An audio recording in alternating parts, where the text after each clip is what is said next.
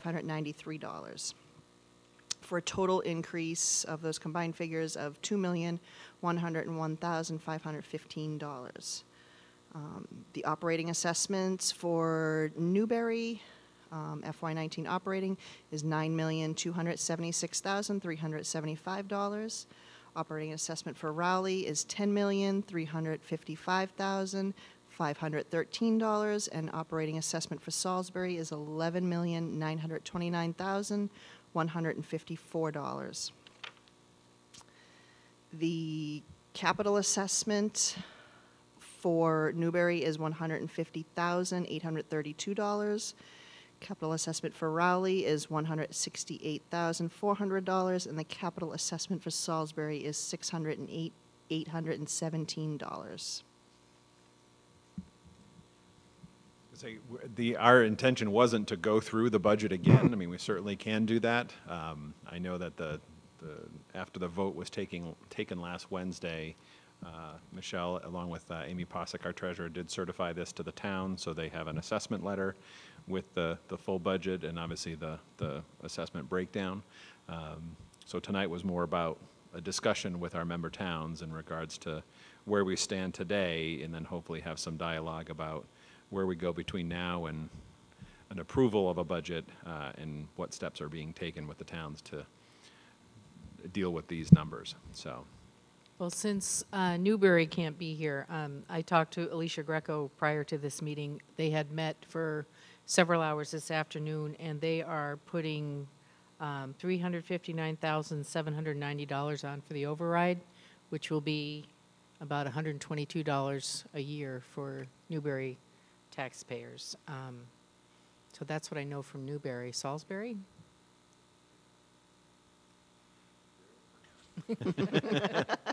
Some support here. Well, thanks for the chance of being here. You know, I wanted to start with just a tiny bit of history. You know, I've been lucky enough to be involved in public service in Salisbury for more than 32 years. I have a public record. It's a public record of supporting Triton 100% of the time with 100% of their request. Saying that, I've also served on the Board of Trustees of the Institution for Savings and on their charitable foundation as a voting member. I have advocating for and voted in favor of what I consider to be considerable donations for the Triton Regional School District. I only say that as a point of history, that I have advocated for this school district as much as anyone that I know in the public realm. I do have some concerns tonight that I'd like to express to you.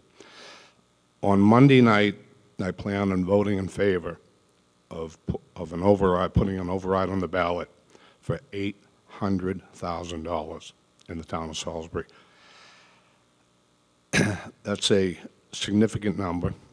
It comes to just under $400 per taxpayer. You know, as I look around the room, I would think that some of you have been lucky enough to make a decent living. Some of you have been lucky enough to benefit from dual income households. So $400 may not be a big figure to you.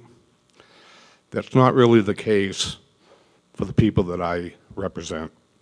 I've been honored to have the faith of the town of Salisbury to represent people that are good, decent, hardworking people, but they are at the best middle-class people.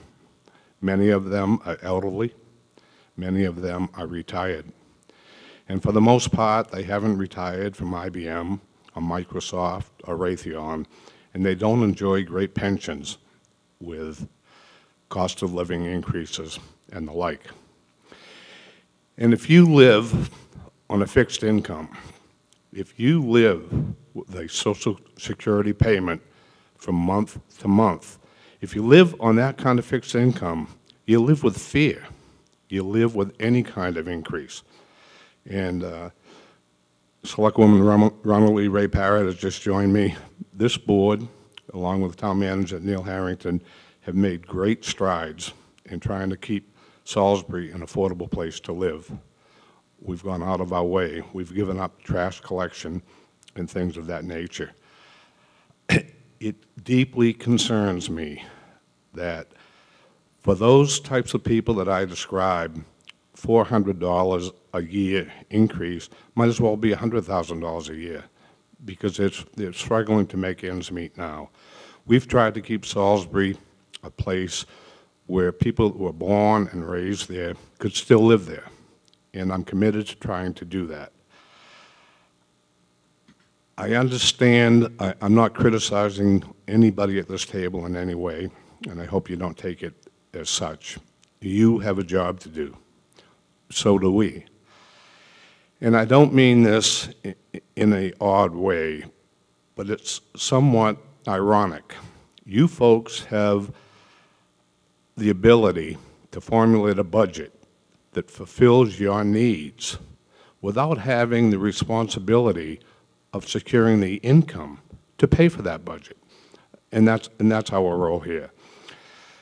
So when I talk to the people in the street, and I hear from a lot of them, one of their biggest concerns, one of the questions I hear over and over again, and I know you know the answer to this, and I think I know the answer to this, but they ask me every day, as the school population decreases, how can the budget keep spiraling out of control? And that's a tough one for me, and it's a tough one for them to get their arms around and to grasp. So I guess, to be very brief, I would like to ask you to very, very seriously consider amending this budget in some way, in some substantial way, because if you don't, I think you put all the kids at risk. If 2 towns vote against this budget, as you well know, then you lose control of your own destiny, and you're back to not option 1 or option 2, we're back to option 3, and none of us want that.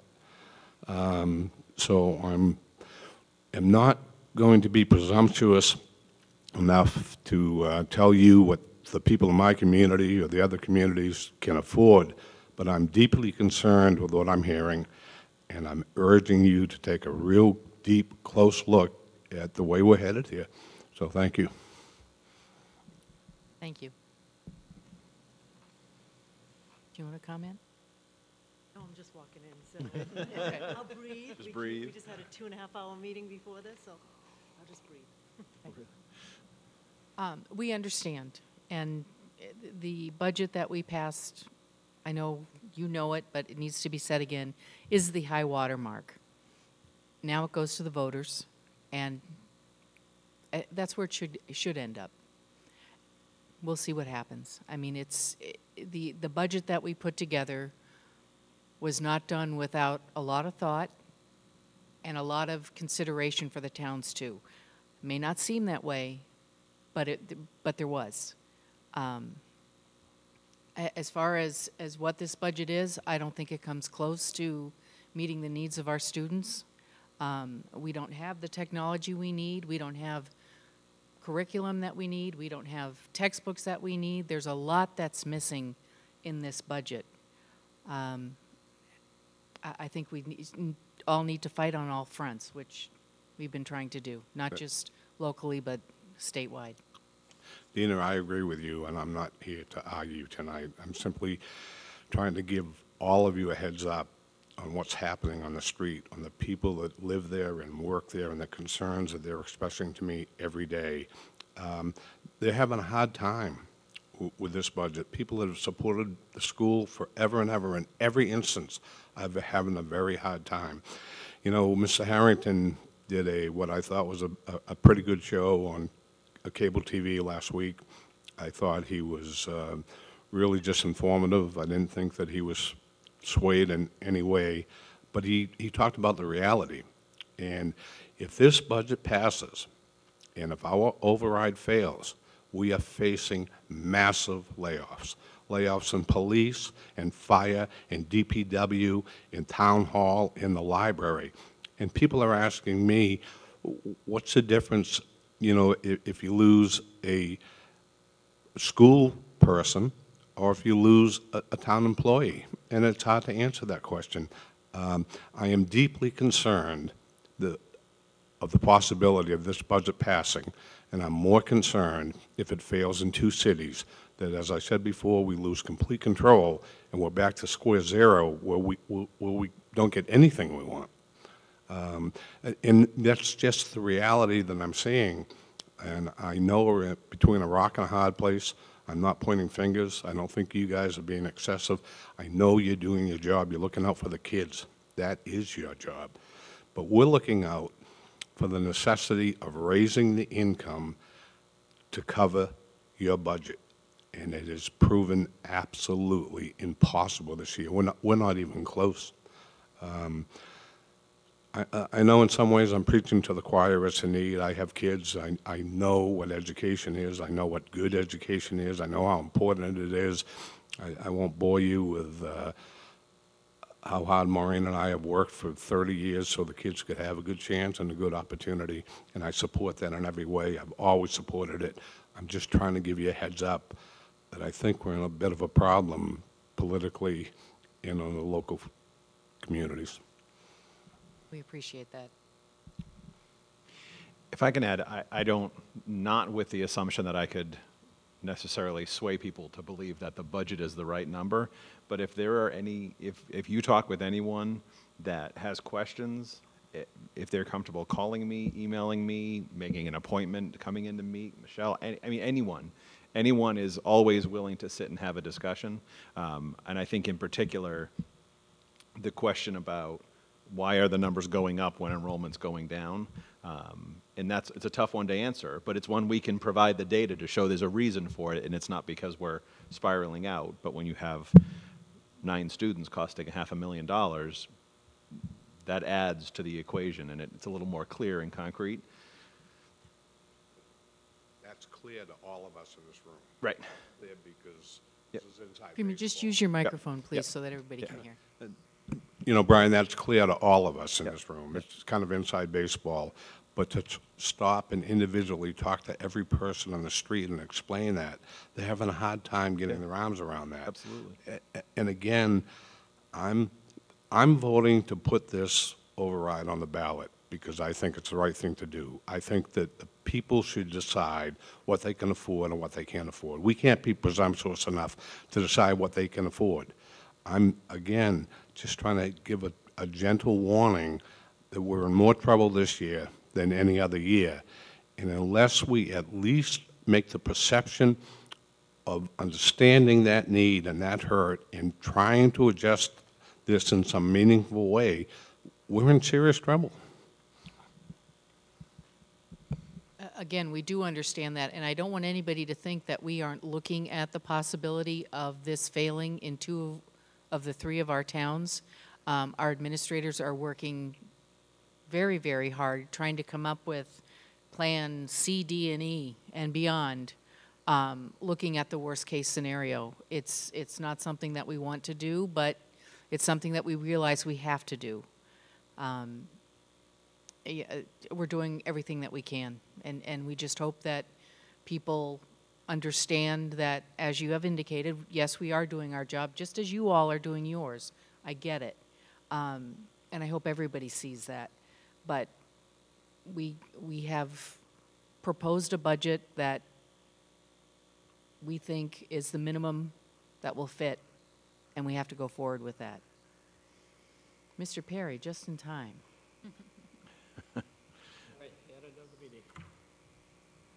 So we were just talking about the budget. Any comments? Oh, Dina, before Yes. we get to that, I think we should just fill in Joe and explain that Freeman gave us an understanding of what he's prepared to do. And Right. if we Well, could just share that with Joe so that he hits Well, the ground Freeman, running. you can speak for yourself. Hi. I'm just saying that it's on our selectmen's agenda Monday night whether to put this question as an override. The manager and the finance director, who I have great, great faith in, have come up with a figure of $800,000. That's a big, big number. it means just shy of $400 per taxpayer. That's a lot. I plan to vote to put that on the ballot, but I will not presume to assume what people can afford. I'm putting it on the ballot because I think it's the right thing to do, that I think that people should be able to decide on their own. I'm just talking about the limits of the income of my constituents, the people that have elected us, and you know, they are at the best middle class. They are good, decent, hard-working people. They're not opposed to education in any way, but they have concerns about this budget in this year that are hard for them to wrap their arms around. So I've said that enough. Dina, would you just also share about your conversation with Alicia? Yes. As you probably know, Joe, Board of Selectmen of Newbury met this afternoon, too, for several hours. Newbury is putting a override on the ballot for $359,790 for an average of $122 a year for taxpayers. Yes. We voted Monday night, and I gave my word here at I believe it was a DCC meeting. No, it was a school committee. It was one of the hearings, yep. Hearing, and the parents requested, and I gave my word, and fortunately the board voted along with me that Raleigh will do an override. And we haven't set the figure. I expect the figure to be $582,000, approximately, somewhere in that region. Whatever the difference is between your assessment and In the 200, so the 532, okay. 532. Yep. And you'll be voting on that next Monday? I believe that will be a part of our vote on Monday night. Thank you. Anybody else have any comments on the budget? Narissa? So I definitely hear what all you're saying, and I think Freeman and I literally said the words that you said not too long ago in a public meeting. Took those words.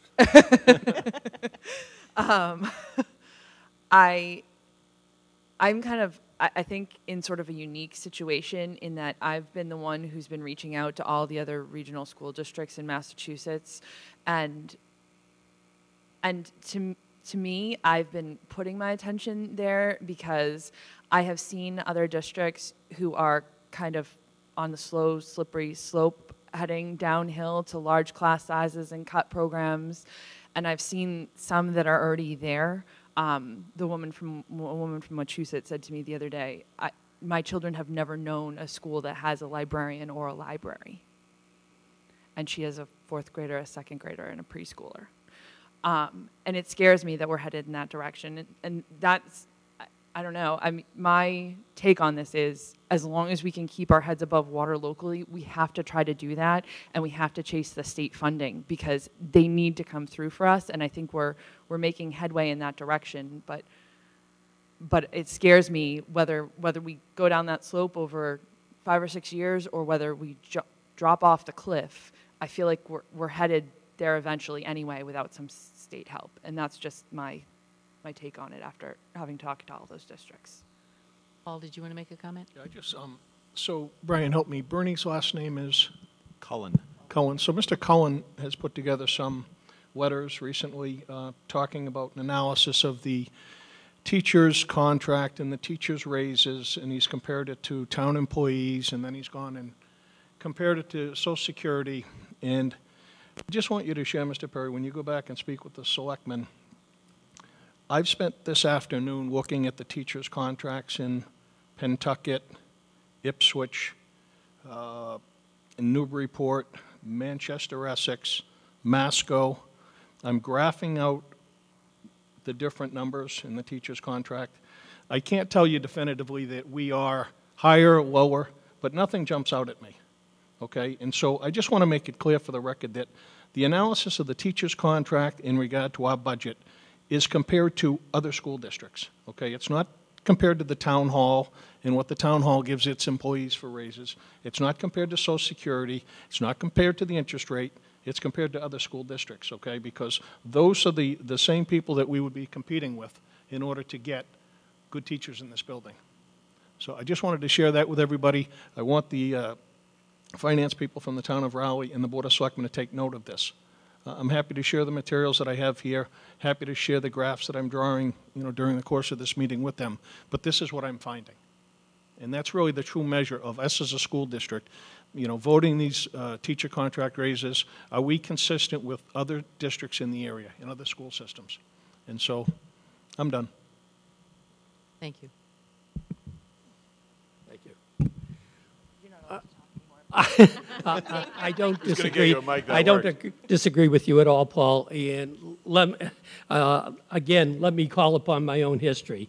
I was a teacher. I taught mathematics at the junior high school level for 15 years. I was on the negotiation committee for the teachers negotiating a contract in the town of Marblehead, and the school committee made a proposal and asked us to take it back, and we said we didn't want to. And they said, well, you have to. And so we said, well, sure, we'd be happy to. We'll recommend against it. And they were appalled. They were very much appalled. The problem that I have with what I agree with what you say, basically. The only thing is that when I have people coming to me and they say, we need a superintendent for the water department, we can't get a qualified person because we can't offer a decent salary, and we're in our medical benefits, we pay 52.5, they pay 47.5. I would like to, personally, I'm only one vote, raise that to 60-40. Even that doesn't come close. But we can't get qualified people to serve in the town. I'm afraid we're going to lose the qualified people that we have. We have people doing an awesome job, but they're underpaid. People don't come to Raleigh and ask for, what are we paying our town accountant? What are we paying our town manager? They don't want to know because we don't hit their bottom level. We take their average down too low. That bothers me. That bothers me a lot. It bothers me that in the last 3 years, we've had to pay increases to the Triton Regional District, approximately totaling $1.5 million. We've spent $20,000 on helping raising the town employees' salaries and whatever. There's a disparity there. There's a big disparity. And you're right. We have to get some help from the state.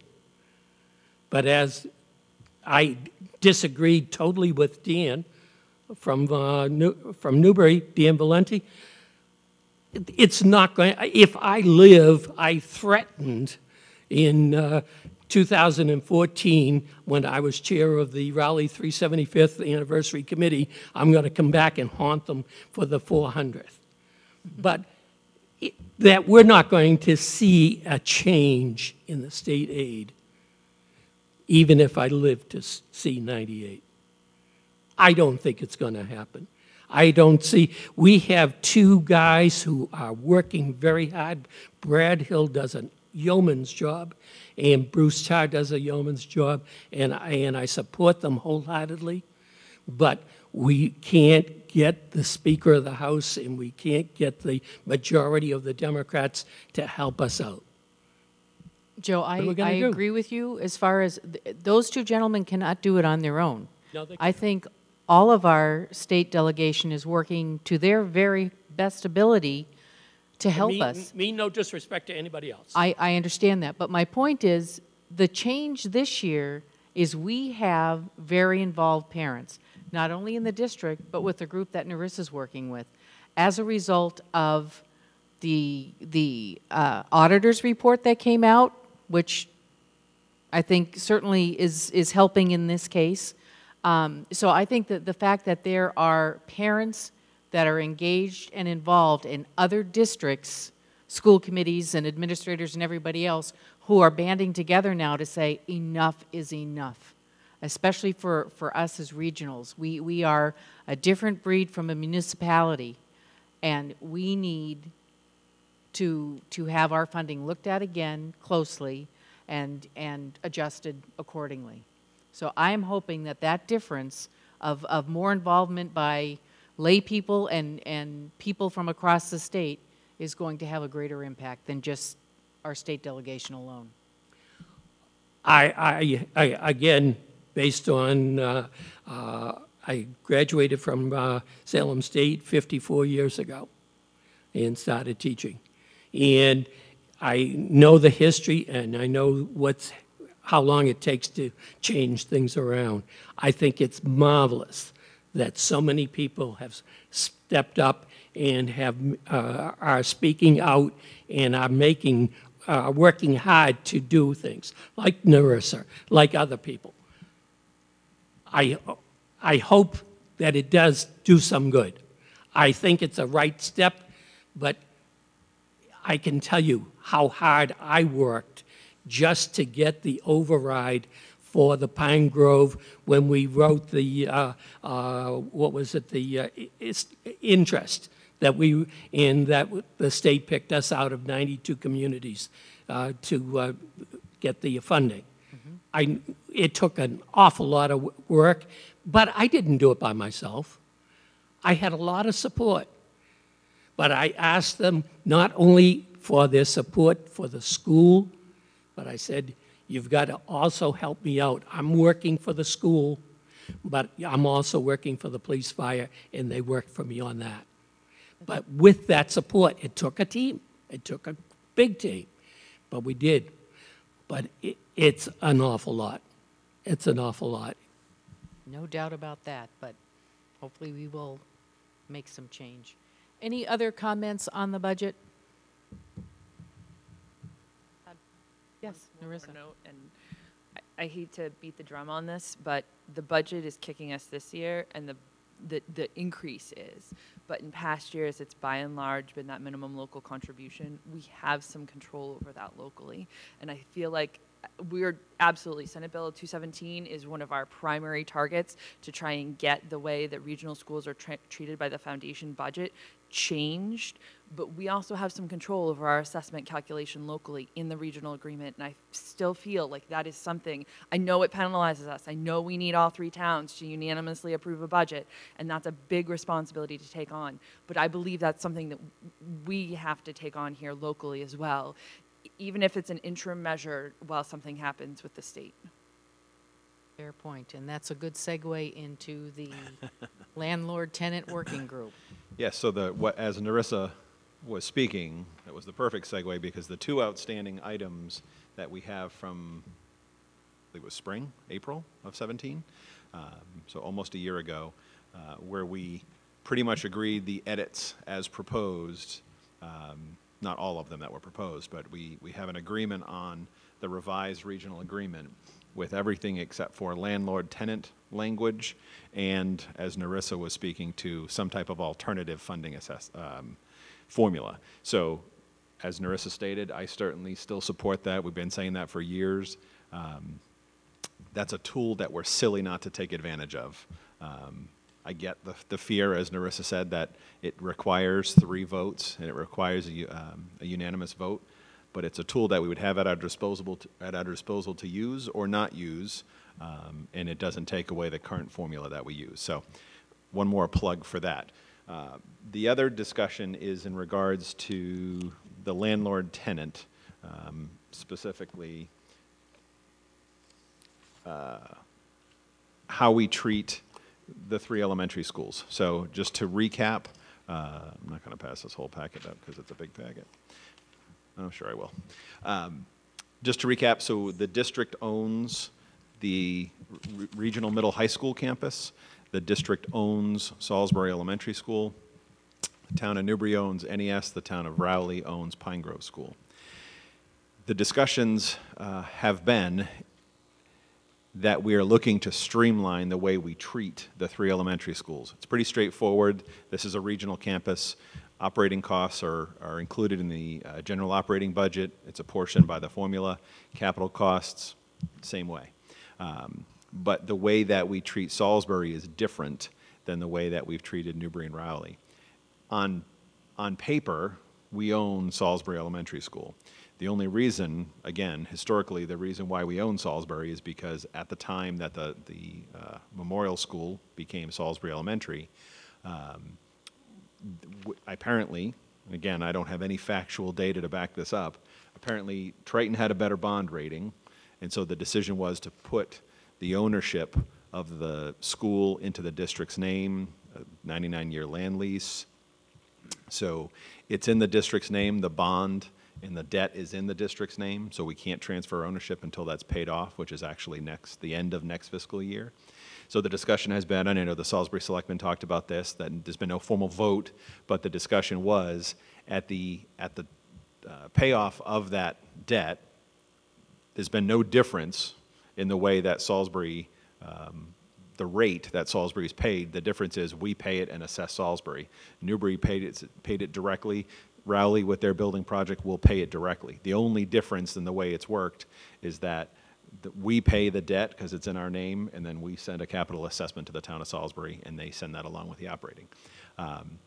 So there's been some agreement that it makes sense to transfer the ownership of the building back to the town of Salisbury. That's not just a, woohoo, we're all done. There's a process there. But in spirit, that would be the intent. And then moving forward, we could treat the 3 elementary schools the same. This campus continues to be regionally funded. So what you have before you, if I can take you to the first single page, lots of big red draft on it so no one walks away with any kind of assumptions. I want to make sure the newspaper doesn't get this and think this is done. So at the top in the box, you have the language that was included in the draft that we agreed last spring. What we're suggesting is that we amend that, and actually what we would end up doing is, it's section 5 of the regional agreement, the apportionment and payment of costs incurred by the district. And what we would do is add to subsection C, which speaks of operating costs, the following language. So the first section is elementary schools, and I'm not going to read it, but what that basically says is we're going to have a separate lease between the district and the towns for how we manage the schools. That makes it very streamlined. That makes it much easier to change in the fact that a lease would be signed by the chair of the then chair of the committee and the then chair of the Board of Selectmen. So if the committee and the selectmen decide they want to make a change to the leases, we make the change, all the parties sign it, and we're done. If it's included in the regional agreement, we know the process. Committee decides, selectmen approve, goes to town meeting, then has to go to Boston and be approved by DESI. So it streamlines the process, is completely legal. I don't believe Salisbury had anyone look at it from a legal perspective. I know for Newbury, Tracy had a quick glance, and Rowley had a little more a little more detailed review. So this would need some very detailed final legal review, but this has been, had a cursory review, and this is totally legal to do it this way. So this is the language that would be in the regional agreement, the bottom of that page, elementary schools and middle high school campus, and then the structure of how we arrange the elementary schools would be in the lease. So again, I'm not going to read it. Certainly can take it away. This will not be the last discussion. Elementary schools points to the lease. The middle high school language pretty much points to the way we do things now. No real change there. If you take a look at the lease, a lot of legalese. This is a model that actually came from the Pentucket district. Tracy Blaze brought, as a tongue twister, this from an example that is in use in the Pentucket district. So it works. a lot of boilerplate language, but if I take you to the second page, page 2 of 8,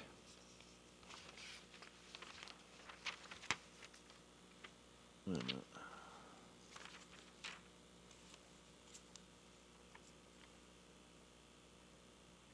That bumped to the wrong page. So on page 2 of 8, the meat of this agreement is actually where it starts and says with respect, so it's 6A, with respect to each of the 3 elementary schools. It then lays out district's responsibility and town responsibility. This is actually language that was revised by Tom Mullen, who is Rowley's town council. It actually got more simple, which is nice, but just basically defines who owns minor repairs. So the district responsibility would be minor repairs, utility costs, preventative maintenance, and you can read the rest. And then the town responsibility would be major repairs, snow removal, and drives and lots, and insurance for the building. That, where it says for the purposes hereof, that should be at the top of the next page. And then there's definitions of what a repair is, what a minor repair, what a major repair, what are utility costs, what is preventative maintenance, and then we would have to determine a specific list of what preventive maintenance means.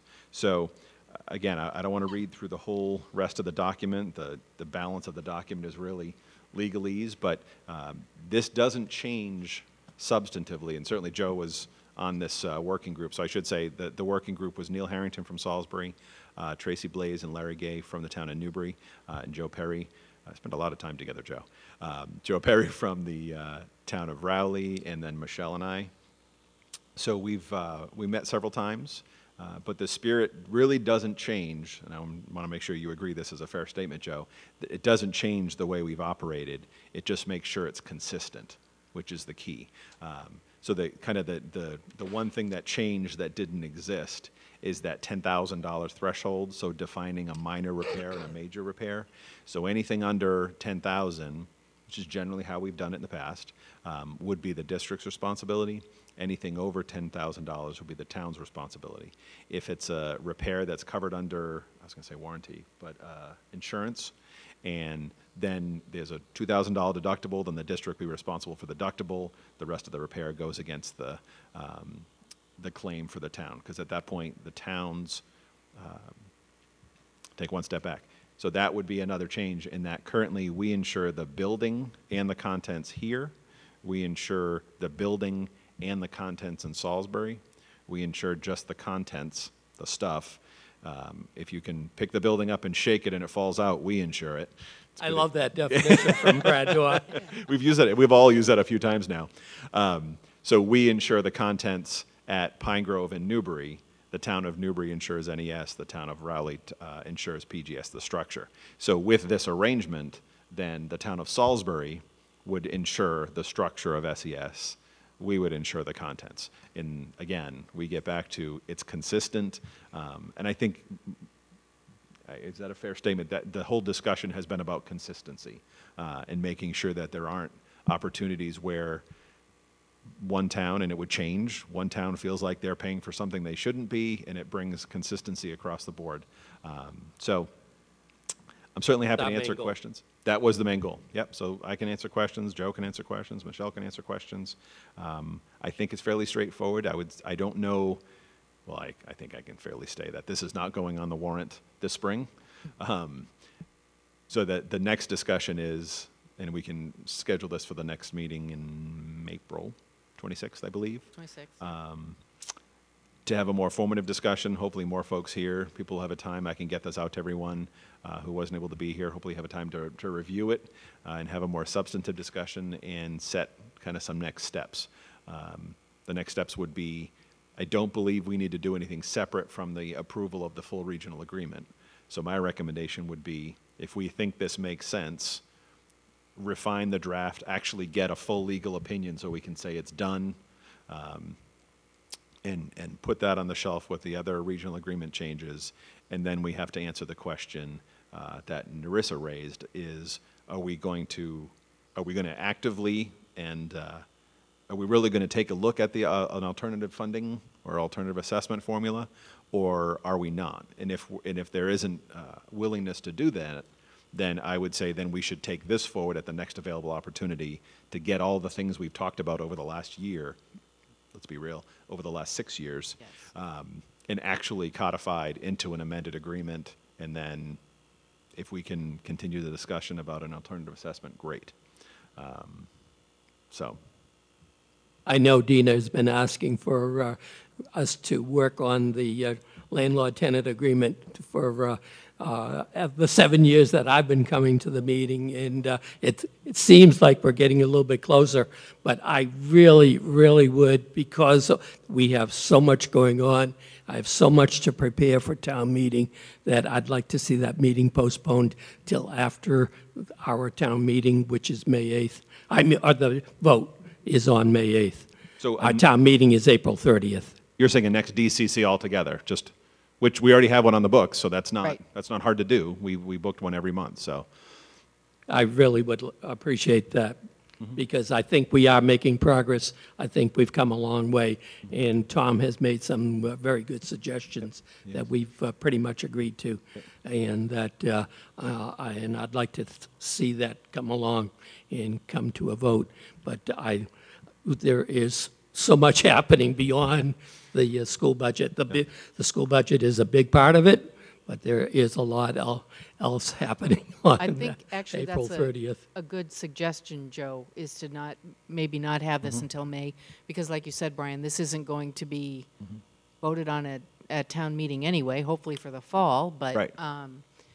Salisbury, anybody have any comments on that? Would you prefer the meeting next DCC be in May instead of end of April? Yeah. I'm always for less meetings. So. But I do have a question, sorry. Absolutely. So, two questions, actually. Brian, you mentioned town meeting. So if there is changes in the regional agreement, it's not just decided by selectmen, it has to go to town meeting? So the committee makes the first recommendation, and I don't believe the selectmen, it's just like the warrant, it's the selectmen decide what to put on it, but it's really the town meeting vote, so it's the committee, then the town meeting, I would assume the selectmen would consider, town meeting, and then it goes to the state, goes to the Department of Ed, and the commissioner has to sign off on it. So as a general rule, I don't believe he denies much, or has historically denied much, if it's the towns agreeing to it. So I don't think that's a hiccup. I don't think there's a roadblock there, but it's another step. Okay. So question number 2 of that. So the landlord-tenant working agreement, there's this, but then we've also talked about changing the regional agreement a little bit more substantially in. Yep. So can we go to town meeting, vote on this, and then, or do we have to wait till it's all done? So, Go. good question. So what I'm proposing is actually, currently what we talked about last year was the more substantive changes. We have that whole red line document with, I would say we agreed on 75%. There was another 25%, which we said no. Where the current section 5, subsection C, is called operating costs. This language on this page would be inserted into the regional agreement. Okay. So this becomes a regional agreement, in which basically says this becomes an exhibit for the regional agreement. And then the regional agreement is going to become an exhibit at the back of these leases. But by doing that, what we've said is, by regional agreement, we say we're giving the authority to the committee and the selectmen to make changes about how we handle, for lack of a better term, the elementary school buildings. So this would actually be, if we get to that point, this gets chunked into the actual regional agreement as another edit. And then this becomes an annex, an exhibit, an appendix, whichever word we're using today. Does that make sense? I don't know if I'm 100% clear on it. So basically, we can't go vote on this until the whole thing is done. Correct. So that's got to be, so you want to do it once. So then I'm saying, I just need things simple. My brain right now, again. So- School all day. So we could do 3 chunks. We could go do the other language, and then we could do this as a separate, but what we're modifying is the regional agreement 3 times. So everything we've agreed, this is an additional edit to the regional agreement, and then any alternative funding formula methodology would also be new language in the regional agreement. So I would suggest we're pretty close here, and there's also fall town meetings, most, not all, but it could be considered at fall, or it could wait till next year. This gets changed, and then we have the discussion about, do we want to talk about an alternative funding methodology? And if we do, then let's do it now. We've already agreed the others, we can agree this, add that to the package, and what you would ultimately be recommending is a modified regional agreement that reflects all these changes. And see, I see the alternative, that's going to take even longer to wash out than this. Am I wrong? Oh, I think you're very correct. Yeah. Yeah. So So that's- then, So we need to get started on that soon, is what you're saying? So. yes. Okay. Yes, we've been saying soon for 6 years. Yeah, right. And I No, get it. absolutely, And the absolutely. problem is, over that time, and I'm going to say town officials' opinions have differed because you've been in different situations over different years. You know, the town having the tough, it seems like there's always one town having the toughest year. Right. So Last that year, we swung- were screaming, let's do it right now. Exactly, So, right. Yes. So that's the challenge. That challenge isn't going to go away. So I guess if that challenge is going to continue, the question I would ask is, we're not doing it in the spring town meeting, obviously this year. Do you want to target fall? And if you want to target fall, then that too is pretty aggressive, because I imagine, same with the warrants and getting all that prepared, by September, you need to be ready to rock and roll. So it really becomes a next May, and then, or April, and then we say, okay, so can we do this in a year's time? I think we can. I think so too, and I think that needs to be our goal, because as it's already been stated, this has been 6+ years looking at this, and there's never going to be a good time to do it.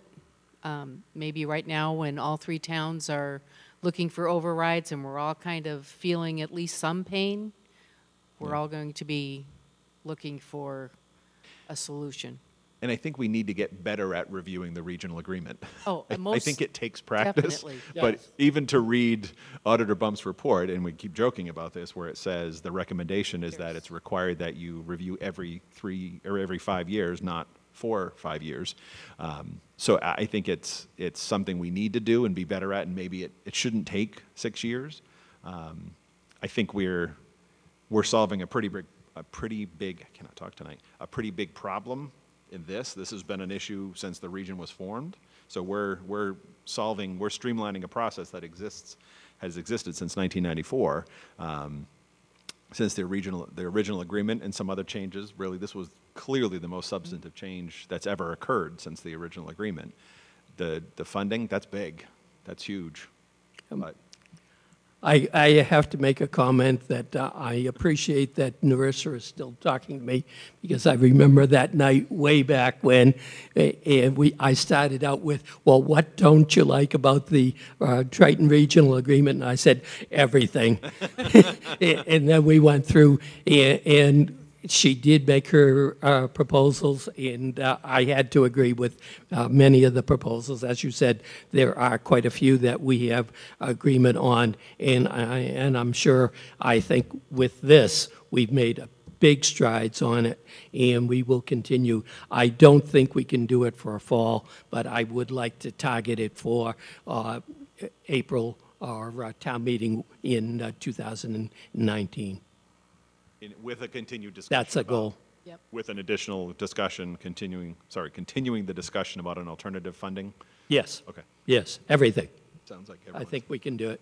And what I would suggest is that instead of us saying every single DCC meeting, oh, we really need to do this, maybe we need to target dates and an outline of how we do that, and to at least have something documented of, these are our next steps, because I've been coming to these for almost 2 now, and I've been hearing it for 2 years. So Yeah. maybe we need to say, okay, at this date, we're going to be meeting, everyone who is going to be on that subcommittee, so to speak, needs to meet. That's my suggestion anyway. Yeah, so that was where we landed. tried. Yeah, we never established that subcommittee. Right. So we said, okay, let's Oh, do we the did. landlord-tenant. We tried, and the towns didn't determine who they think would be best. And I don't. Oh, yes.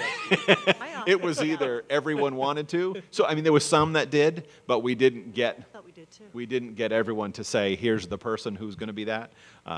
So, I mean, certainly that, I agree, that's absolutely the best approach. Because it's, I mean, we certainly got so much more accomplished meeting when we could, when you're trying to get a schedule for 5 people, so much more doable. Yeah. Yes, So a lot more done. yeah. So I think, Narissa, you offered to chair that, I think. Yeah, I signed right up for that, Brian. I don't know, my memory may not serve me correctly. No, But I mean, you wanted to be involved, obviously, yeah, we were went back. semi-invested. We did a bunch of modeling, essentially. So, I mean, and looked at lots of regional agreements. So Yeah. there were definitely ideas there. There just wasn't an impetus to move forward yet, because I don't think, I don't know. I mean, it can't be on the committee as far as I'm concerned, right? It's a town matter to get this amended. So, to some degree, to my thinking, we're kind of stepping aside and facilitating, but, you know, it needs to be driven by the towns. Well, then what do you need us to do? I mean, I'll do something. What do you need me to do? Yeah, no, I think we need you to say go. We need all 3 towns to say this is the direction we want to move in, which to my perspective, you know, not having the people to serve on that committee, not having people nominated, what I heard was we're not ready to move forward with this. So whether that was accurate or not, that was just my perception. So But if you- I think we need, you know, people to say, yes, we want to go for it, and these are the people that are going to sit down and work on it. So if we really want to move this forward, you need to contact the other boards and say, okay, we need to know who's going to be serving from your Board of Selectmen and start making dates. Like Narissa said, we can facilitate, and of course, Brian will be involved, or Michelle will. but- Michelle, Michelle, yes? There you go. I like answer 2. Brian's done. Tapping out. That would be helpful. Sorry, I'll join you too. How about we said, it sounds pretty, everyone agrees that April is going to be a little crazed. So we target the May, I can look it up, May 20-something, Remember the date. May 24th? Yeah, so May 24th. How close to Memorial Day is that? Looks like it's the That's the Thursday before? Thursday before Memorial Day. Yeah, I think I can do it. Now, I have a niece up in Burlington, Vermont, and her son is making his first communion. Oh, nice. We're going up. And I also have to work on my speech for Memorial Day. So we're all in agreement, we'll cancel the one on April 26th and meet on May 24th instead. And I'll put it on our agenda for next week. We can get a message out to the towns and the selectmen to say what we would like to do on May 24th is, Yes. this is attached. Please review this. We would love to come back and say, do we agree that this makes the most sense? And actually, this group isn't approving it, but take a vote of this group to say, yes, we want to send it to the selectmen. We want to send it as an additional edit to the regional agreement like we have the others. And then we want to deal with that, and then we want to have a substantive discussion to identify how we're going to move forward with that alternative funding. We have to decide what we're calling it too. And I think if we can accomplish those 2 things at the May 24th meeting, and I obviously, we could potentially still be talking about the FY19 budget as well. So that obviously would be an agenda Let's item. be optimistic. I couldn't even hazard a guess as to who the Rowley rep will be. I still haven't gotten a call from your wife. I'm waiting for the time when she just says, what are you doing? Not my, you volunteer. Okay, anything else? Well, thank you all for coming, and we are adjourned. Have a good night. Thank you. Thank you. Night. I was, and then it went.